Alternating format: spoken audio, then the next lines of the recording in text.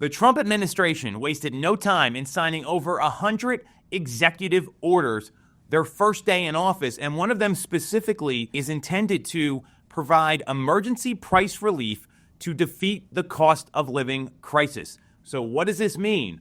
What kind of initiatives are going to be rolled out? I'll break them all down next. And if you get some value out of this, you'll like what you hear, make sure to subscribe to the channel, hit the bell for notifications. And if you want to schedule a call with our team about how these initiatives might affect your real estate decisions over the next year or two, you can do that with the link in the comments. The Trump administration took action swiftly on Inauguration Day and signed 100-plus executive orders. One of them specifically was to provide emergency price relief to defeat the cost of living crisis. Here's the statement from the White House memo.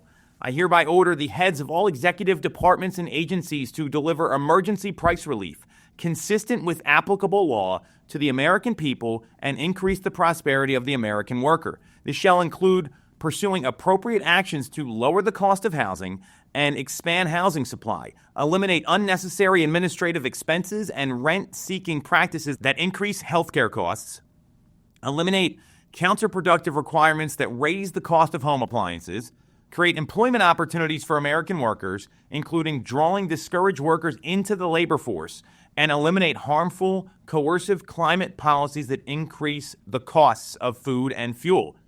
Pretty aggressive statement there. And what's in the executive order, there were three buckets where housing came up. The first bucket is reducing regulatory burdens, and these requirements currently account for 25% of the cost of constructing a new home. The order directs agencies to eliminate those inefficiencies.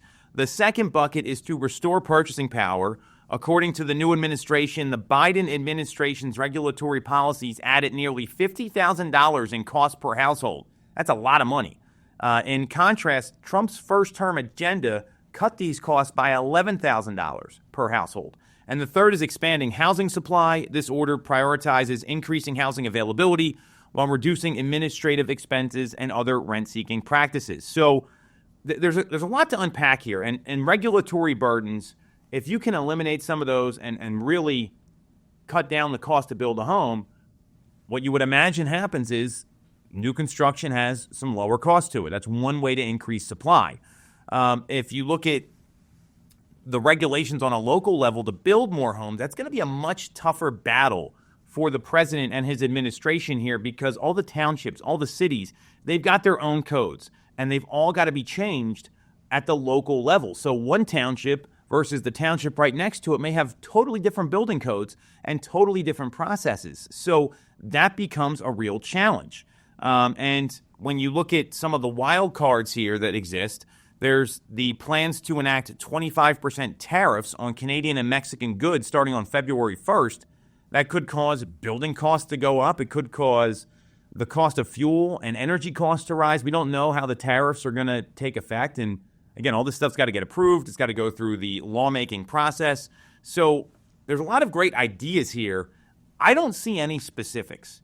And when you look at what this could mean for housing, well, for people in real estate, mortgage, and construction, the executive order, it signals opportunities and challenges.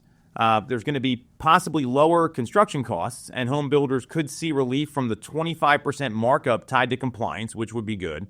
Hopefully that would cause supply to get increased, but you look at our local market here in the greater Philadelphia area, we don't have a ton of new construction to begin with. This is going to affect places more in like the Midwest, the South, and the West where there's more land to build on. So there's a lot of stuff that's uncertain here. So what I would caution everyone against, if you're thinking about selling or buying, if you're waiting for something to come out of Washington, D.C. to save you, it's probably not happening for a while. We just saw what these confirmation appointments were looking like. There was a 50-50 tie for the Secretary of Defense. Now, I'm not getting into politics here. I'm just saying it's not always a pass-through vote when these things come up. There's going to be opposition. There's going to be people pushing their own agendas. It's going to take time. That's what Washington, D.C. does. So while this is great, this executive order came out. I love that Trump is talking about this because these are problems for consumers right now.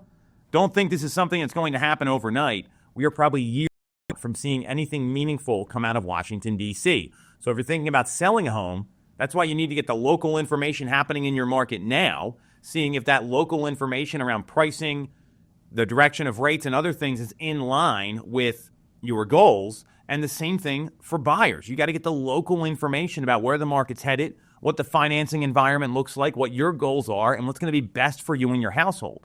And the best way to do that is talk to a local professional who can give you the right guidance for today and the next 3, 6, 12, 18 months.